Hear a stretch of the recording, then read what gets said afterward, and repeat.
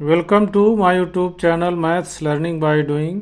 इसके अंतर्गत आज हम डिस्काउंट बट्टा, जिसको छूट कहते हैं, उस पर चर्चा करेंगे। छूट को ही हम बट्टा कहते हैं। जब आप दुकानों पर जाते हैं तो कहीं कहीं लिखा रहता है 20% की छूट, 30% की छूट, साड़ियों पर 20% की छूट, तो उसी को हम कहते हैं बट्टा।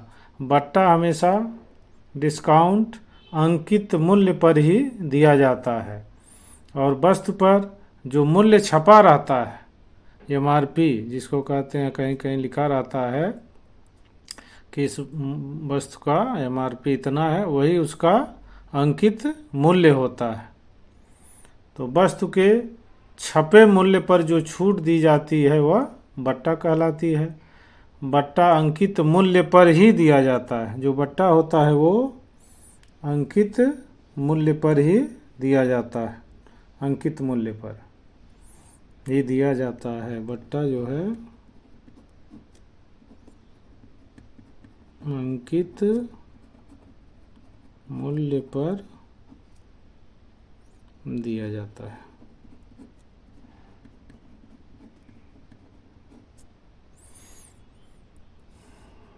अब इसमें दो चीज़ें होती हैं। अंकित मूल्य को मार्केट प्राइस कहते हैं, जिसको हम शार्ट में एमपी लिखेंगे, और विक्रय मूल्य जिस पे वस्तु को कोई दुकानदार बेचता है वो उसके लिए विक्रय मूल्य होता है, सेलिंग प्राइस, उसको हम एसपी कहते हैं। और डिस्काउंट को डी से। एमपी मार्केट प्राइस माने अंकित मूल्य, एसपी माने सेलिंग प्राइस, विक्रय मूल्य।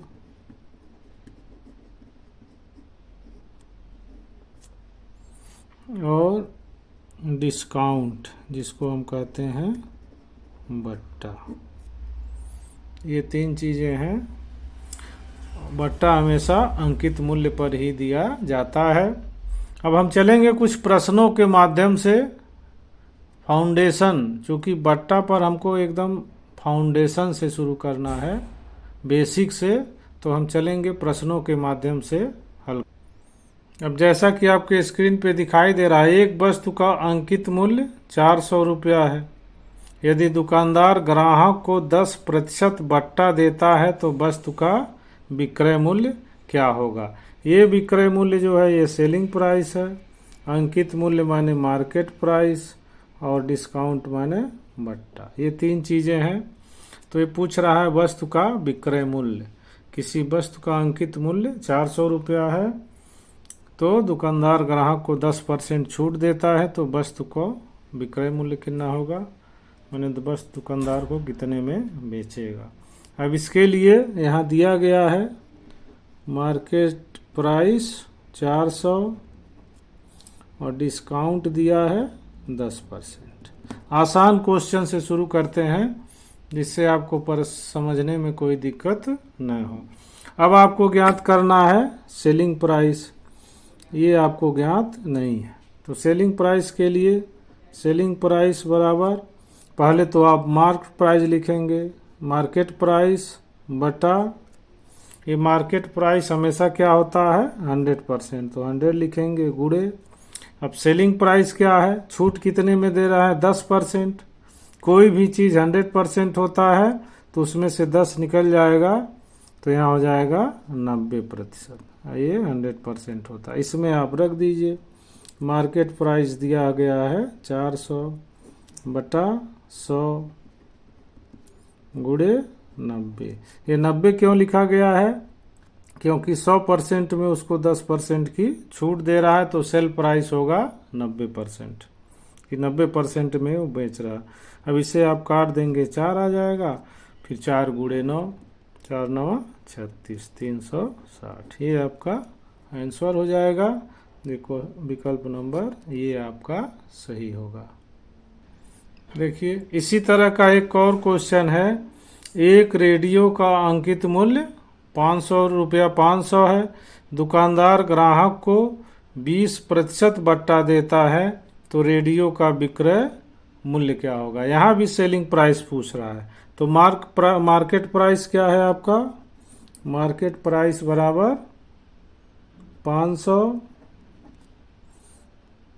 और डिस्काउंट परसेंटेज कितना है 20।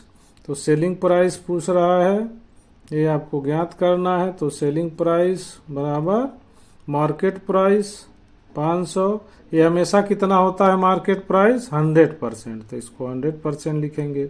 गुड़े सेलिंग प्राइस निकाल रहे हैं, तो दुकानदार ग्राहक को कितना छूट देता है 20%, तो इसको 80 न लिख के ऐसे भी आप लिख सकते हैं 100 माइनस 20 इतना परसेंट समझने के लिए।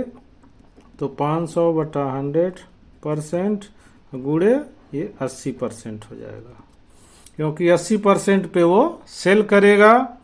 तो काट देंगे 100 से 5 हो जाएगा, और 5 गुड़े 80 बराबर 400। ये आपका आ जाएगा सेलिंग प्राइस, विकल्प सी सही होगा। दो तरह के सवाल आप देख लिए जिसमें सेल प्राइस निकालना था। अब तीसरे तरह का एक सवाल हम देखेंगे जिसमें सेल प्राइस दिया हुआ है और बट्टा दिया हुआ है, तो हम उसका अंकित मूल्य मार्केट प्राइस निकालेंगे। तो सेल प्राइस यहाँ दिया गया है 600 और डिस्काउंट दिया है 25%। अब हमको निकालना है मार्केट प्राइस। तो इसके लिए आप सूत्र लगाइए, मार्केट प्राइस बराबर सेल प्राइस ऊपर लिखेंगे और सेल प्राइस डिस्काउंट कितना मिल रहा है इस पे 25%, तो इसका मतलब जो सेल प्राइस होगा वो 75% होगा, और मार्केट प्राइस हमेशा 100% होता है, तो 100 का गुणा कर देंगे। 25 तियाँ 75, 25 चौका 100, 3 से इसको काटेंगे तो 200 आ जाएगा। 3 एकम 3, 3 दूना 6, अब 2 चौ 8, 800। तो इसका आंसर हो जाएगा विकल्प बी। आते हैं क्वेश्चन नंबर 4 पे। इस तरह क्वेश्चन आप लगाए हैं अभी। तो इसमें एक वस्तु का विक्रय मूल्य 2100 रुपया है, दुकानदार ग्राहक को 30% भत्ता प्रदान करता है, संदूक का अंकित मूल्य ज्ञात कीजिए। तो इसमें दिया गया है सेलिंग प्राइस 2100, डिस्काउंट 30%, तो हमको मार्केट प्राइस ज्ञात करना है। तो मार्केट प्राइस बराबर क्या होता है, सेलिंग प्राइस बटा 30% छूट दे रहा है तो 70 हो जाएगा, 100 माइनस 30 गुड़े मार्केट प्राइस हमेशा 100 होता है। तो काट दीजिए, 100 नहीं से काट दीजिए, 7 3 21 30, 30 गुड़े 100 बराबर 3000। आपका ये विकल्प बी आपका सही हो जाएगा। हम आते हैं एक दूसरे तरह के प्रश्न पर, जहां अंकित मूल्य और मार्केट प्राइस और सेलिंग प्राइस दोनों दिया गया है। तो एक आ रहा है कितने प्रतिशत की छूट प्रदान करता है। तो हमेशा बताया गया है कि जो छूट होता है वो मार्केट प्राइस पे होता है। तो कितनी छूट दिया गया है बटा मार्केट प्राइस, और ये पूरा होता है 100%। तो यहाँ दिया गया है मार्केट प्राइस बराबर दिया 150 और सेलिंग प्राइस दिया गया है 120। तो डिस्काउंट आप पहले निकाल लीजिए, डिस्काउंट कितना हो गया 150 माइनस 120 बराबर 30।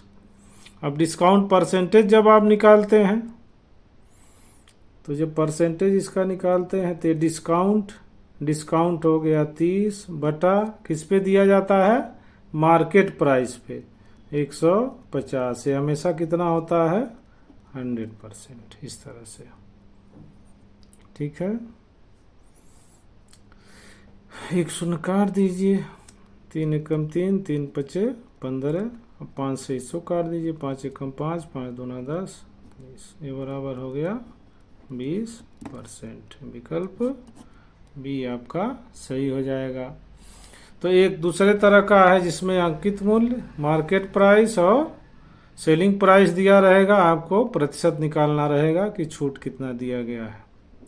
तो हमेशा ये छूट जो है मार्केट प्राइस पे ही दिया जाता है, तो छूट 30 बटा मार्केट प्राइस गुणे 100 ये होता है। इस तरह से आप इसको। अब एक अन्य क्वेश्चन उसी प्रकार का है कि एक वस्तु का अंकित मूल्य 500 तथा ग्राहक को 450 में बेचता है, तो बट्टा की दर क्या होगा? छूट प्रतिशत पूछ रहा है। तो मार्केट प्राइस है 500 और सेलिंग प्राइस है 450, तो कितने का छूट पाया? इसमें से इसको घटा लेंगे, डिस्काउंट आपका हो गया 500 माइनस 450 बराबर 50 रुपए की छूट पा रहा। अब इसको आपको प्रतिशत में बदलना है, तो इसके सापेक्ष बदलना पड़ेगा कि मार्केट प्राइस पे 50 का छूट मिला है तो डिस्काउंट परसेंट करना होगा। कितने का छूट मिला है? 50। कितने में मिला है?